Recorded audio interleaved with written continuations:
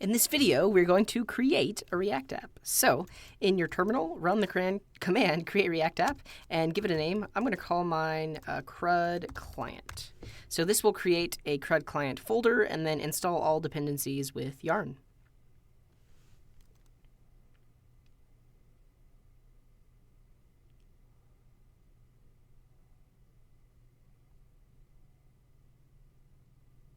And after that's finished, you can go into the folder that it created and then start it up with yarn start. That should open it up in your browser. And you should see a basic React app running on port 3000. Great, we have it. And so now let's remove unneeded things. So by default, there's some stuff in here that we don't really need, especially because we're going to be adding Bootstrap for styling. So go into the source folder. First thing is go into the app.css, and let's just get rid of all the styles that are in here.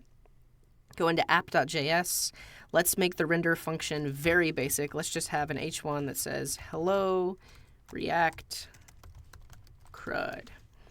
We'll remove that import of the logo and then delete the React logo here.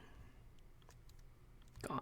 So if you go back to the browser, you should see hello React CRUD, and we can go from there. So in the next video, we're going to install, wait, where's my README?